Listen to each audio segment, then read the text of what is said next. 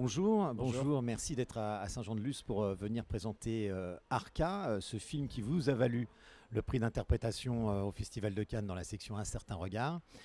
Comment vous est arrivé ce film? Tout simplement par mon agent qui était en contact avec la productrice.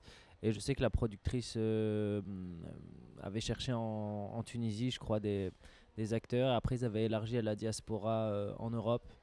Et voilà, de fil en aiguille, ça s'est fait comme ça. Et après, j'ai rencontré le réalisateur et ça a bien fonctionné entre nous. Et voilà. Alors, qu'est-ce qui vous a intéressé dans ce film et dans ce personnage? Pourquoi vous teniez à l'interpréter? Parce que c'est un film qui quand même, enfin, il y a une portée politique Ouais, évidente. assez Et est-ce grande. que cette portée-là faisait partie des raisons pour lesquelles vous Mm. avez accepté ce film? Ouais, la première des raisons, je pense que c'est déjà, enfin, ce qui a attiré ma curiosité, c'est que moi, étant d'origine tunisienne, j'avais jamais encore fait de film en Tunisie, où j'avais jamais interprété de personnage tunisien. Donc ça, déjà, ça avait éveillé un peu ma curiosité. J'avais l'envie en fait de faire ça déjà depuis quelques temps.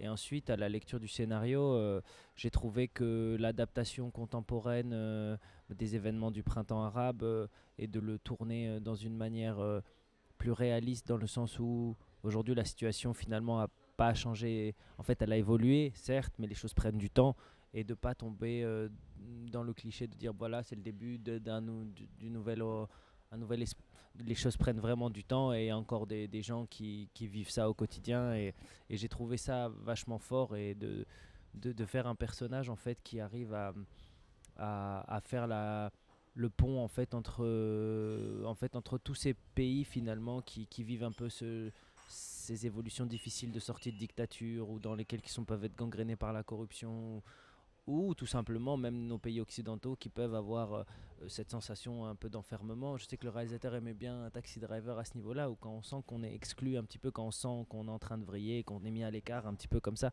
et ça nos sociétés aussi le créent, euh, une forme de marginalisation naturelle de par la pauvreté ou de par le fait. Et ça, c'est des personnages que moi je trouve toujours très intéressants à incarner parce qu'ils ont ils représentent en eux quelque chose à la fois de politique, à la fois d'humain et inter. Moi, j'aime bien les personnages qui peuvent parler à des gens de toute communauté, de tout pays, de tout et même féminin en fait, de sortir du jeu, vraiment qui portent en eux une humanité, à la fois qui sont très précis et en même temps qui portent en eux une grande humanité dans laquelle on peut se retrouver.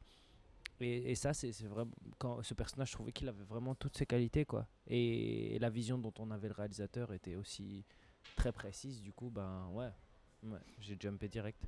Moi, j'ai vu le film comme un film sur l'espoir déçu du monde d'après, le fameux monde d'après Ouais. qu'on nous a vendu en Occident, comme vous disiez, sur l'après-Covid. Mais là, c'était sur l'après-révolution. Mm. Et c'est les espoirs déçus du monde d'après. Est-ce que vous partagez Ouais, mais après, moi, je trouve que c'est toujours la faute de la presse de s'emballer des choses et d'en faire toujours des caisses, en fait, et de dire, ah, personne n'a dit que les choses ont été faites et les choses qui ont été faites ont été réussies.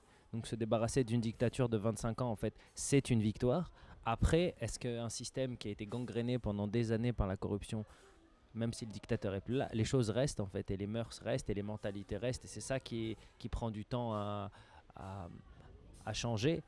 Et il y a aussi d'autres phénomènes en fait sur lesquels on se rendait pas compte parce que quand on c'est un peu comme dans la maçonnerie quoi, quand on se rend compte qu'il y a un problème, ça en cache toujours un autre et en fait on se rend compte qu'il y a eu quand même mine de rien les crises de Daesh et tout ça qui ont quand même mine de rien aussi coupé le tourisme qui est quand même un revenu très important pour ce genre de pays et donc en fait le pays a subi des crises presque les unes derrière les autres et une crise économique qui finalement est assez mondiale, hein, on le voit donc en fait, oui, je pense que le premier problème, il est là. Il est économique en fait. Vraiment. C'est que les gens ont du mal à manger, ont du mal à... Et donc il y a cette toile de fond aussi de cet exil aussi dont on parle en France aussi. Pourquoi les gens immigrent aussi, c'est aussi pour comprendre un petit peu les raisons pour lesquelles ça arrive. Donc oui, on gagne en liberté. Oui, on gagne aujourd'hui. Les gens peuvent dire ce qu'ils veulent. Donc c'est une grande victoire. On peut politiquement s'affirmer. On peut mais avec quoi on vit ça, alors ça, c'est un autre truc à régler. Donc, première étape réussie. Donc, espoir, certes, mais la route est longue, quoi. La route est longue, ouais. Vous parliez du fait que c'est votre première expérience de cinéma tunisien. Ouais. Qu'est-ce que ça avait de particulier? Pour moi, Oui. C'était la connexion. En fait, ce qui était très intéressant, c'est que c'était un film tourné en Tunisie, mais avec des gens qui avaient un regard extérieur. Le réalisateur, déjà, qui est américain, d'origine égyptienne. Julie, la productrice, qui est française. Le chef opérateur, qui est allemand. Donc, déjà, il y avait un regard sur ce pays qui est à la fois, pour moi, à la fois toute mon enfance. Et d'avoir un regard, en fait, c'était très riche, très enrichissant, j'ai trouvé, d'avoir une fraîcheur, en fait, là-dessus. Donc, et pour moi, ce que ça représentait, c'était très fort en émotion, puisque c'était le mélange, en fait, de mon enfance, de ma vie, de cette chose qui était tellement intime et privée, et de l'ouvrir à la sphère publique, en fait, de l'ouvrir, de partager mes émotions, de partager mes ressentis, de l'ouvrir au monde, en fait, de raconter cette histoire-là. Et j'avais l'impression un petit peu de raconter la vie de mes cousins, de mes amis, d'une certaine manière d'ouvrir un peu le spectre, en fait, de cette chose qui était extrêmement secrète, en fait, et de l'ouvrir un peu au monde, de commencer à l'ouvrir. En tout cas, c'est une sensation assez libératrice, je trouve. Alors, vous ouvrez au monde parce que d'abord, on a l'impression que pour vous, le monde n'a pas de frontières, puisque vous tournez aussi bien en France qu'en Tunisie ou Extraction vous mène dans quelques pays que ce soit.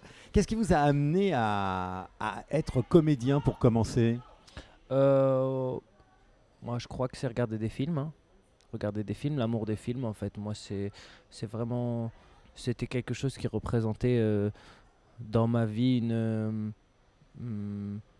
un endroit sûr, en fait, où je pouvais rêver, où je pouvais m'imaginer des choses. Et c'était toujours une bulle préservée des violences ou de l'intensité de la vie ou du réel. Et du coup, ça a représenté pour moi un refuge, quoi. Et petit à petit, mon imaginaire s'est développé. Et après, je me suis senti capable, moi aussi, de me dire que j'aimerais raconter des histoires aussi et faire partie de ces histoires, quoi. Ouais. Et comment ça se passe, le fait que vous ayez comme ça cette carrière internationale, à la fois réussie et discrète, parce que, pour l'instant en tout cas, vous êtes un acteur discret, mais extrêmement visible et mémorable. Comment ça se passe? C'est vous qui le recherchez ou c'est vous qui êtes recherché? Je crois que c'est un peu des deux, mais je dirais que c'est un ensemble de choses. En fait, j'ai appris, on parlait pas mal de langues à la maison des petits, donc l'anglais, l'italien, l'arabe, le français. En fait, on n'a jamais grandi dans une famille où on était branché que sur la France. En fait, moi j'ai grandi dans le sud de la France, vers Nice. Et c'est vrai qu'on a énormément de tourisme, énormément de gens. On a l'Italie à côté, on a la diaspora nord-africaine, on a beaucoup d'Américains, d'Anglais. Du coup, les langues, c'était devenu assez naturel. Et moi, le cinéma, je l'ai découvert par les VHS que je chopais dans les brocantes et les trucs comme ça. Et les vidéoclubs. Et du coup, je regardais un peu tout et n'importe quoi sans savoir. J'ai pas du tout été éduqué au cinéma de manière classique. Du coup, j'ai regardé des films vraiment de tout et n'importe quoi, anglais, américain, asiatique, français. Par exemple, mes premiers films français, c'est pas du tout des films que les gens ont l'habitude d'avoir vus, ou c'est même des films presque de série B ou des films français mais hyper bizarres. Mais c'est ce que je trouvais parce que j'achetais des packs, en fait, des petites caisses, en fait, avec des VHS, et il y avait peut-être un film dedans qui me plaisait, mais à l'intérieur de ça il y avait des films complètement je me souviens de ce film, j'avais acheté parce qu'il y avait Rasta Rocket, Les Visiteurs, et à l'intérieur de cette caisse il y avait le film avec Romy Schneider, comment il s'appelait ce film, un film, tu sais, expérimental des années 70 avec une affiche très bleue là. Voilà, une tête bleue là. Mais film... l'important c'est d'aimer, non? Non, un film de... pas l'oser, non. Peut-être. Un film expérimental où elle a la tête bleue. Je me souviens de cette affiche. Tu te souviens? Non, du tout. On va rechercher. Oui, bref, voilà, ce genre, ou des films, ou comme quand tu regardes à 11 ans, genre un peu des films comme ça, par exemple, tu vois, des films expérimentaux des années 60-70. Voilà, 60-70, et de partout, tu vois, ça peut être des films, pareil, des films polonais, des films... Donc en fait, tu as un peu de tout dans ces caisses, tu sais pas trop... du coup, mon cerveau, je crois il s'est pas formaté à quelque chose. Et du coup, je suis vraiment dans l'histoire qu'on me raconte. Et je crois que j'arrive à, quand je rencontre un réalisateur ou quoi, une histoire, déjà, je peux fitter dans des rôles par rapport aux langues que je peux Mm. parler. Et surtout, je peux m'intéresser à n'importe quelle histoire à partir du moment où je vibre avec le réalisateur et j'aime bien l'histoire et j'aime bien l'angle.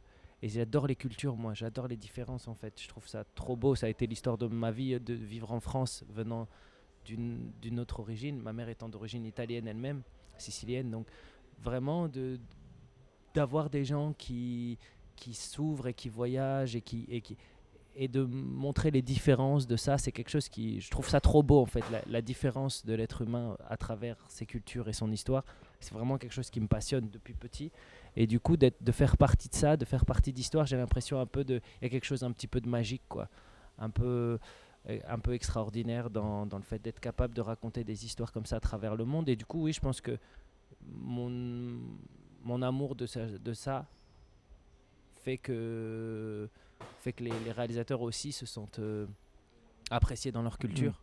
Voilà. Pour le jeune le jeune acteur pardon, que vous êtes, remporter un prix au Festival de Cannes, ça a représenté quoi?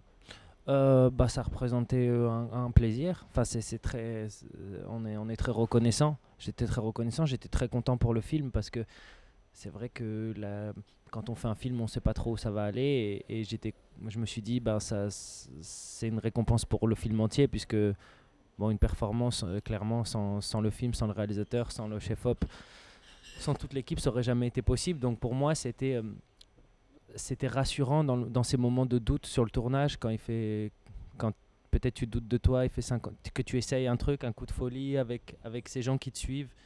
Pourquoi on fait ça? Il n'y a rien qui nous prouve qu'on a peut-être raison, que ça va toucher. Et de te dire que bon, bah, ces idées qu'on a pu avoir et tout ce qu'on a. À la base, on était 3 ou 4 à y croire. Bah, finalement, que d'autres gens y croient, c'est toujours. Ça donne la confiance de se dire, ok, sur les prochains trucs, continuer à être dans cette dynamique-là, d'essayer des choses, de travailler ensemble, d'oser prendre des risques. En fait, on a pris beaucoup de risques et c'est ça que je me dis toujours. Voilà, encore une fois, le risque, euh, le risque paye. Le risque, c'est important. On peut se cracher des fois, mais c'est pas grave. Parce que si on n'ose pas, on fait jamais quelque chose de bien, en fait. Clairement. Moi, je pense que c'est ça que ça m'a prouvé et ça m'a rassuré là-dessus. Je me suis dit, ok, il faut encore prendre plus de risques, il faut oser faire des choses auxquelles on n'est pas habitué, sortir de sa zone de confort, aller essayer de toucher les gens, surtout dans le contexte dans lequel on est aujourd'hui, où il y a les plateformes, il y a tout ça. Pourquoi les gens vont aller se déplacer au cinéma? Il faut leur donner quelque chose de fort, il faut te transcender, il ne faut pas rester dans ta zone de confort, il faut donner une partie de toi, il faut être généreux, il faut aller les chercher, et ce prix-là, ben, c'est comme une récompense de dire, ben voilà les gars, vous avez bien bossé, vous le méritez, continuez à faire ce que vous faites. C'est comme ça que je l'ai pris, quoi. Ça m'a donné envie de continuer à être dans cette dynamique, d'essayer de faire du beau cinéma, quoi. Je suis bien d'accord avec le jury d'un certain regard. Merci beaucoup, Merci, Adam, et belle et longue carrière à vous. merci, merci, Merci. merci.